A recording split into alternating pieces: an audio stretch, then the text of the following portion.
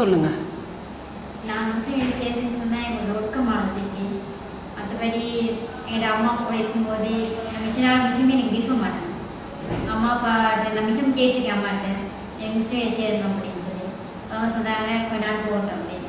அதே பிற்பாடு அப்படி இருக்காங்க. நான் கல்யாணம் முடிச்சிட்டு 2 வருஷம் ஜோதனை போனேன். மாப்பிள்ளையும் நான் தான் போனேன். போயிட்டு பிற்பாடு வந்தாங்கன்னா எனக்கு ஜோதனை போயிட்டு வந்தேன். நான் போயிட்டு வந்து எனக்கு மிச்சமே ஆசைப்பட்டது நான் முஸ்லீம் சேரணும் அப்படின்னு சொல்லி. இன்னும் தான் நான் பேசிட்டு இருக்கிறேன் முஸ்லீம் சேருன்னு சொல்லி. குழந்தை வீட்டு சொன்னாங்க அப்போ போகட்டும் அப்படின்னு சொல்லி.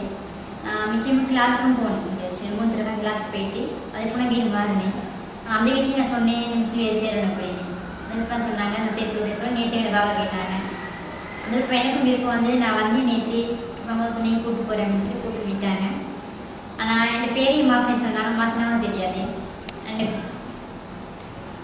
ஆனால் இதில் இப்போ முஸ்லீம் படித்தது நான் தொழுகிற பற்றி, மற்றபடி ஒழுக்கமான முறையில், மற்றபடி நான் எப்படி மாறணும்னு கேட்டு போயிருந்தாங்கன்றது. மிச்சம் என் ஃப்ரெண்ட்ஸுகளோடையும் மற்றவங்களோட எப்படி அன்பான முறையில் நடக்கிறது, இதில் பற்றி குழந்தைகளை எந்த முறையில் வளர்க்கப்படுத்துறது முஸ்லீம்களில். மற்றபடி நான் குளிக்கும் போது என்ன செய்யணும், தொழுகும் போது என்ன சொல்லி தொழுகணும்,